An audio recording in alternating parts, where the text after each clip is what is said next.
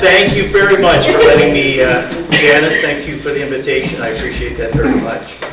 I'm running for also the same seat that Ron is running for. I've already filed for seat 4, which is Paul Wallace's seat, and I'll be running for that as well. So Ron and I will be in competition for that. I want to tell you a little bit about myself real quick. I did a career in law enforcement. I spent 22 years in police work. I worked my way through the whole chain of command, and I retired after 22 years in law enforcement. 7 of those years I spent working in undercover narcotics. And so I had a pierced ear and a beard and a ponytail, rode a chopped Harley, and I was buying heroin and marijuana back in the 70s. Heroin and marijuana by the airplane load from the cartels in Mexico. A fellow by the name of Enrique Camarena. Kiki Camarena is the principal person in a lot of the stories you'll see on Netflix and things, drug wars and others. And I worked on that Federal Narcotics Task Force. Now the reason I'm telling you that story is because it translates into what I did with the second part of my life, which was business. I started up when I retired.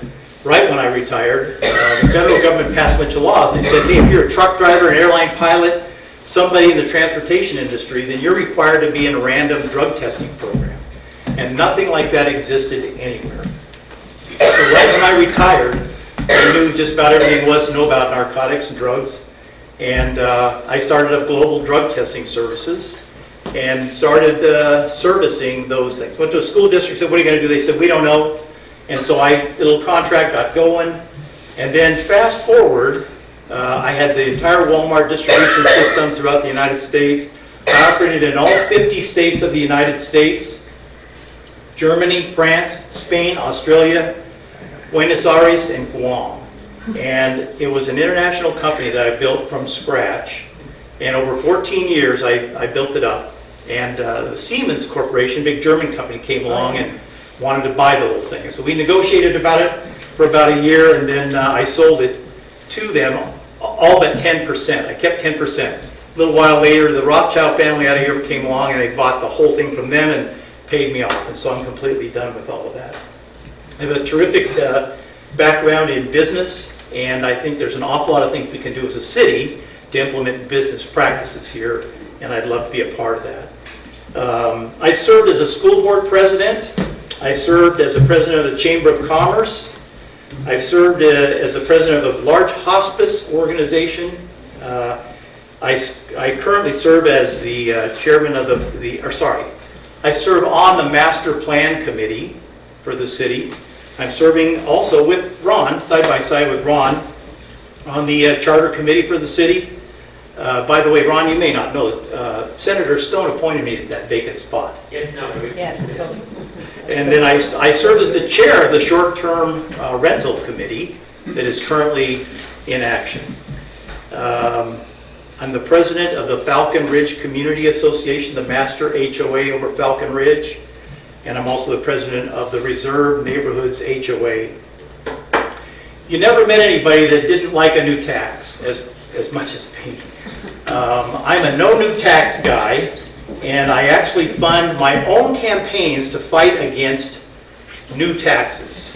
As an example, there was a measure that was proposed called Measure O, and I love that because the campaign signs said no in big letters on O, and it worked really, really well. No new taxes.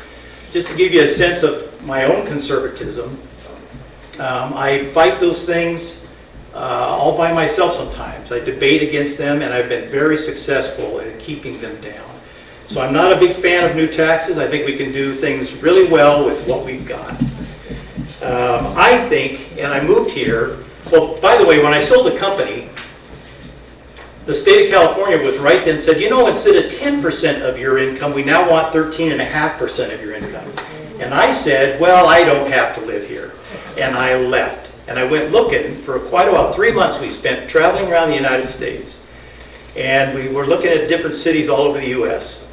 And I figured, heck, if I'm going to leave because I'm getting pounded for taxes, I might as well go somewhere where it's zero. So we focused on that. And we ended up here in Mesquite, Nevada, and please don't take this lightly, but I absolutely believe Mesquite, Nevada is the best little city in America. One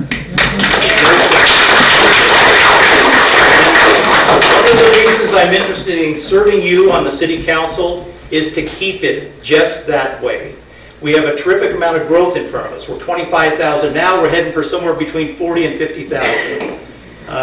That growth, doubling the size of the city, needs to be handled very carefully. And I'm on the master plan committee to try to help that happen. I'd like to move to the city council to engage with people like Patty, who are strong advocates for good growth. One of the specific things that I think we can do here, some of you may remember that we spent $400,000 on a bathroom. Yeah. And it was a $400,000, 4 walls and a roof, and not one person, including every city council person, was very happy about having to do that. But it had to do with prevailing wages. It had to do with the rules associated with bidding and getting those in. And I'm real familiar with all of that. And there's a way to work this, and I've been having conversations with city people about this. As an example, one of the developers in town would like to buy some of that area that's the Australian, he wants to buy about 100 acres of that roughly, and he's offering to buy it, let's just use simple round numbers without getting complicated, because I don't know what the number's going to be. But let's say it was a $3 million purchase. Well, he'd like to buy it for like $2 million and bank $1 million.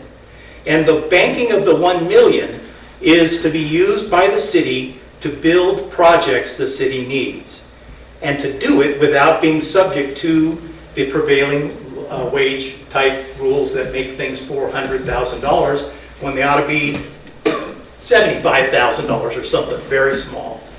And it is not just possible, but actually something we ought to do. We need to make deals like that, smart deals like that, with developers, and bank some of the money they would pay for the property and have them build projects for the city as we go along here and make good use of that. That's one of the things I think we could do, and I don't know anybody that would think that's a bad idea. I think everybody does think it's a good idea. We have a strong tourism economy, and it's one of the things we focus on in the Master Plan Committee, and how important it is for trying to hang on to that, do the best we can to continue that. It works for us, and we ought to love it when people roll into town or fly into town, into our airport, in little jets, and they get out with all their golf clubs and they have a pocket full of money. And what we hope is they'll spend their whole weekend or the 3 days or whatever they're going to be here, and they'll stay in our hotels, and they'll spend all their money gambling and eating and drinking and having a great time, playing golf every day, and then leave town with nothing in their wallets. That would be, to me, an ideal situation, and we want to, I think, continue to have that type of an economy. It's good for us, I think. And so there's a balance, of course, thank you. There's a balance, of course, to that, and we do need to find that balance. But I think it's a good idea to have that tourism economy. Okay, you've rung the bell. I've got 5 minutes left, and I just would like to abandon what I have left here and answer your questions. Yes, ma'am. What's your stance on the short-term rentals? I'm chairing that committee. This is a very difficult and complicated issue. You know, we basically are trying to balance property rights against peace and quiet. It's not easy, and our committee is a very smart committee. I really appreciate. We've had great discussions, and we're coming to a conclusion here pretty soon. And what we're going to be doing is recommending to the City Council what we recommend they do. One of the issues is AB 363, Assembly Bill 363, which mandates that we adopt AB 363, which has very strict regulations in it about what we can do as a city. I wrote a memo to our city attorney, and I asked him, because it's triggered by our population, I may not have said that. When we reach 25,000 people, it's triggering that law. And I asked the city attorney to consider my point, which was, what census can we use? Because the law is silent on what census you use. And I suggest we use the U.S. Census, which will give us an additional 5 years to sort out the problems associated with that. I actually think that if that law was written for Las Vegas, clearly, it was written for Las Vegas, and it harms, in many ways, the city of Mesquite. And so I'm interested in trying to get us to modify the law, to amend that law. It wouldn't be very hard. And simply change the number from 25,000 population to 50, because it would have zero effect on Las Vegas, but it would release us from the strict responsibilities that are built therein. And so it's one of the things I'm doing to try to make sense out of all of that. But it's difficult to balance property rights with peace and quiet. It's difficult because when it comes right down to it, as a conservative like you, if it's a close call, I lean toward people's property rights. That's just the way I tend to lean. Okay, I'm sorry, somebody had, Yeah, Bobby? well, you said you wanted to change that to 50,000. That's a state law, is it not? It is. Well, then how could we counteract that? Yes, ma'am. And so we use our legislative representatives to carry that for us. Very few of those. Okay, I agree. But we do, I don't even think, if I think about the legislature itself, I honestly am not so sure that many, if any of them, would say, no, let's not fix Mesquite's little problem and have everything continue to be intact for Las Vegas. It's a win-win. And I don't know that anybody would say it's a bad idea. But I think it can happen. I think we could do that. Did I see a hand over here somewhere, sir? The law that's in Vegas now about short-term rentals. AB 363. Isn't it a county law? It isn't. What do you mean, is it a county law? It's a state law. It is a state law? Yes, but it's focused, it's aimed strictly at Las Vegas. Clark Or County. Clark County. I should say Clark County. Casinos are pretty well written at. Correct. It's almost a half a mile from any casino you cannot have short-term rentals. Yes, 2,500 feet, yes. Yeah, it's close to half a mile. Yes, sir. Yes. That's not Mesquite. And our casinos here, we are finding out, like our short-term rentals, believe it or not, they use them on weekends when they're at capacity for overflow, and they like that. So I mean, again, this is a difficult thing, but we're trying to find the perfect balance, which will probably be impossible in terms of perfect, but we're going to try. Yes, sir. If you're successful in pushing the population figure from 25 to 50,000, would they not push us back to the 2040 census and create another 15 years of the conference we have going on with your committee and the city and the zoning and being worried about one person's property rights but not the neighbors? The 2030 census would determine what our population is that we could use, which would likely, obviously, be more than You want 25,000. to change the population target from 25 to 50,000. We're not going to be 50,000 in 2030. That is That would correct. add another 10 years to all of this confusion and bickering they have between one property owner and his neighbors over whether they can put a water park in. Okay, so your point's well taken. The idea here is to take us off of that so that we can be self-governed, so that we can set our own rules and try to solve the problems that you're talking about in these neighborhoods. And we are. We've got the real estate people, in addition to those who are upset about what's going on in their neighborhoods, all coming to a consensus on how to handle that. We're getting close to that. We're going to be recommending that to the City Council within about 2 to 3 weeks. Yes, sir.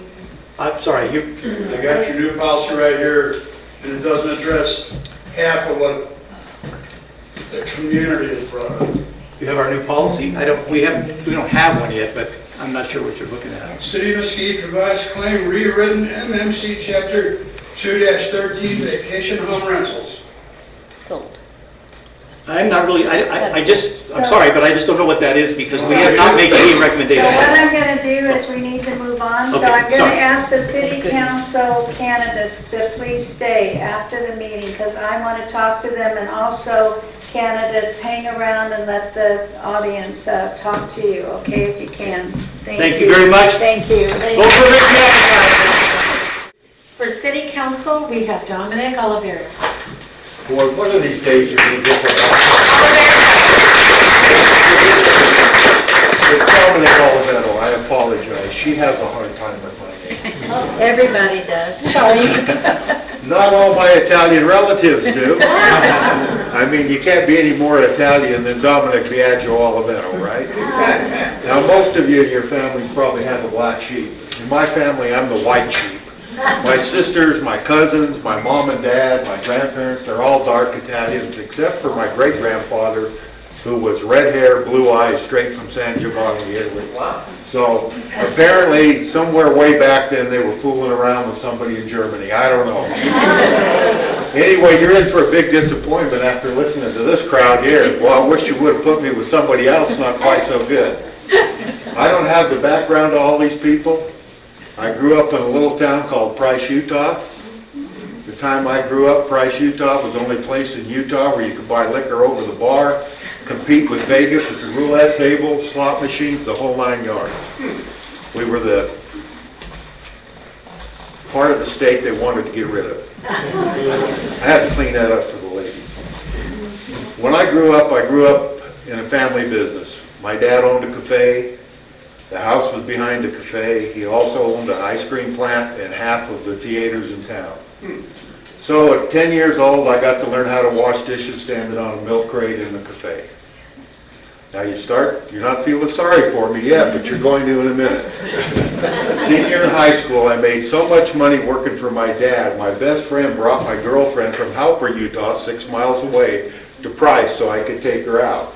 Now she could have a hamburger and a Coke. I didn't get to eat. I didn't have enough money. But at 10:30 on Saturday night, I got to go to the Milky Way, which anybody from Carbon County knows where that's at. And my dad would sit at the end of the counter and he'd talk to my date while I mopped the floor.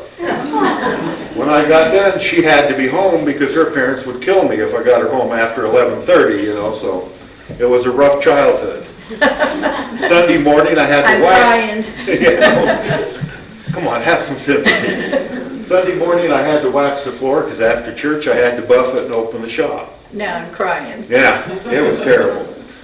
But I turned out to be very, very lucky. When I was going to high school there at Carbon High, they had the opportunity to go to classes at CEU, junior college, which was nice. I got this real incredible degree in auto diesel technology, which did me zero good in my career.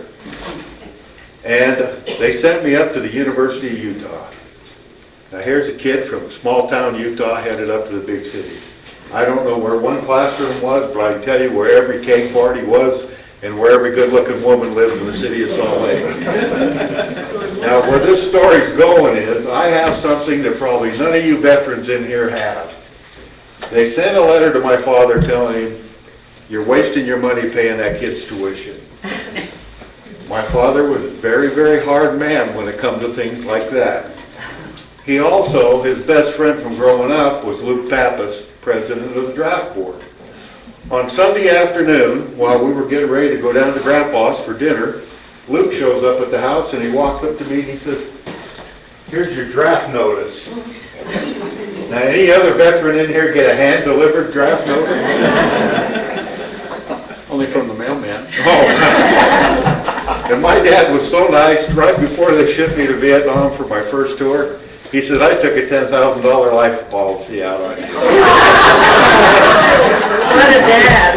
Now his reasoning was, at that time for 19 years I'd never done a darn thing that he told me to do, so he figured I'd come home alive so he wouldn't get the money. He did sign it over to me when I got out. After 2 tours in Vietnam, because I did not like being a soldier, there's too much control, and by taking the second tour I got out a whole, just a hair under 90 days early, which was really nice. I come back and I look around and all my buddies who graduated from college can't find a job.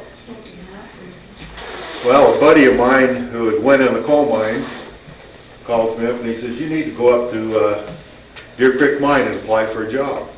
He says, I go, "What do they pay?" And he told me, "Well, that's 5 times what I could make anywhere else in town."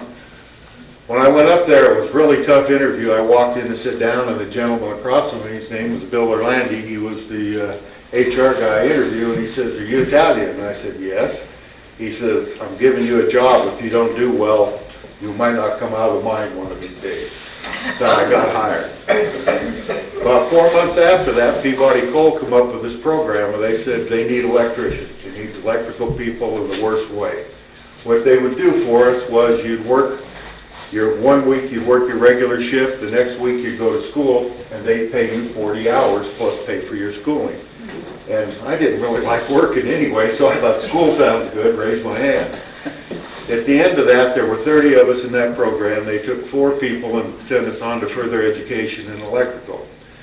This is something I'm extremely proud of. I am probably the only person that ever held a position for Utah Power and Light as an engineer without a degree. I'm also the only person that ever worked as an electrical engineer for Joy Mining Machinery without an electrical degree. I also hold the record for being the only person to take large projects and come in under budget. Now, any of you people here that know Canadians probably know they all hate me because they don't work as hard as Americans. They have to be on break, and I was hard on them.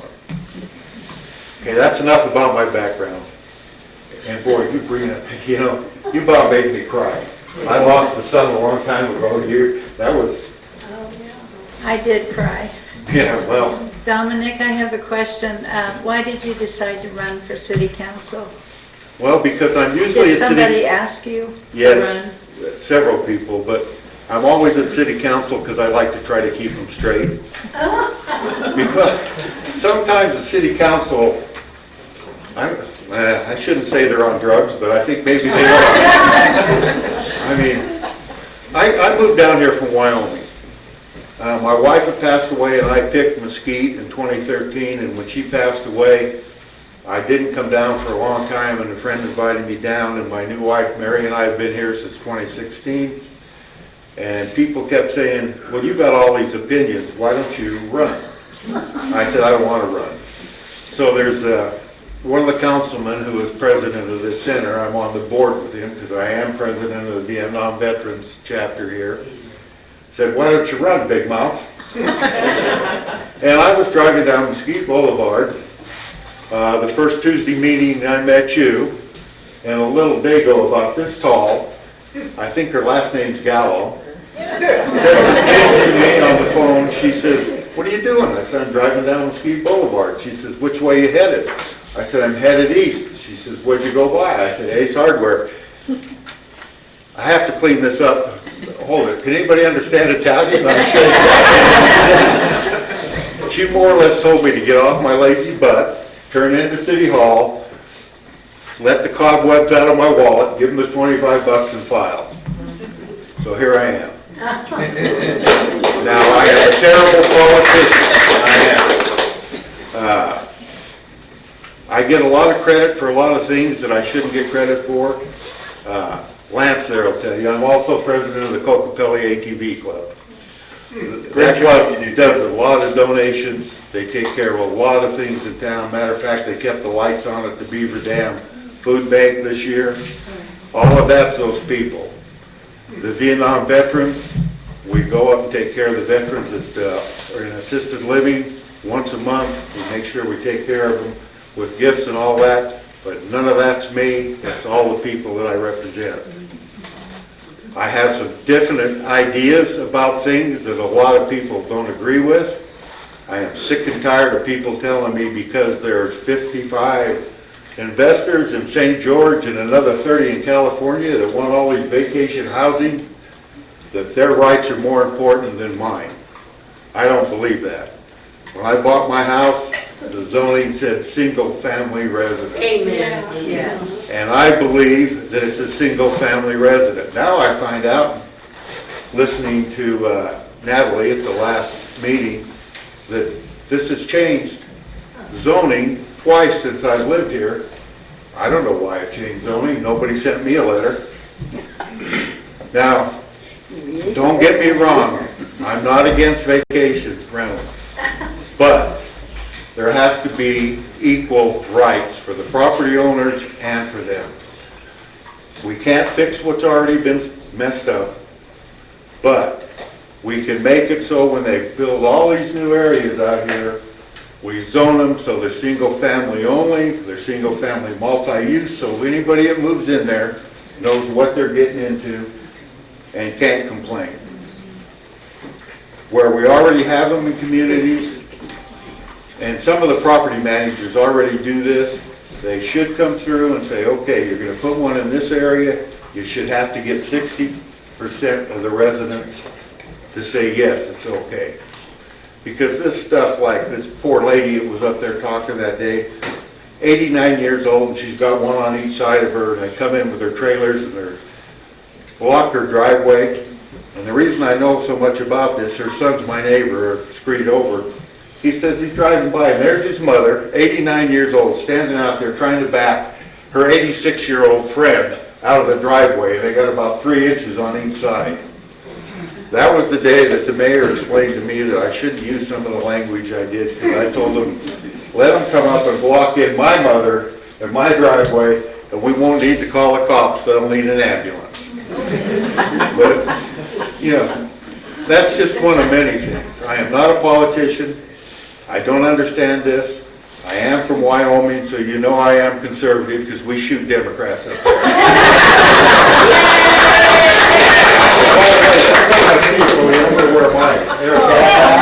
It's better than yours. If you have a question, I'm going to tell you what I feel. I hope I don't offend you, but I'm not smart enough to lie. Young lady? I have been disappointed with the city council. Can you say no? Yes, I can. Okay, number one. Number two, are they gonna give insurance on that golf thing that they put on Pioneer? When they hit our cars with the balls? Young lady, here's what I've done on that driving range. Okay. When they first had the 12-foot fence up on top of that berm, Yes. everybody kept telling me that it was so high and this was that. Well, I went over there and got in there and stood down there at the tee box and looked up there. And that was a whole lot higher than what I thought it was, although I didn't think it was high enough. That new net that's up there now, I'd be surprised if somebody hit over it, because if you go down there and look from the bottom, it's almost 100 feet. Oh, okay. But And then, are they building a apartment building across the street from Harvest? I don't know the answer. I heard to they that. got zoned for that. He's not on the That's council the yet, pop- so. No, Well, yeah. Harvest is the pump farm. Well, is that something you'd say no to? Yes. Let me You gotta tell go. you. My time's up. Can I have this 10 seconds? 10 seconds. Affordable housing and workforce housing has to be something that is 90% of it goes to people that live here in Yes, Mesquite yes, or coming here to go to work. Thank you. Anybody ever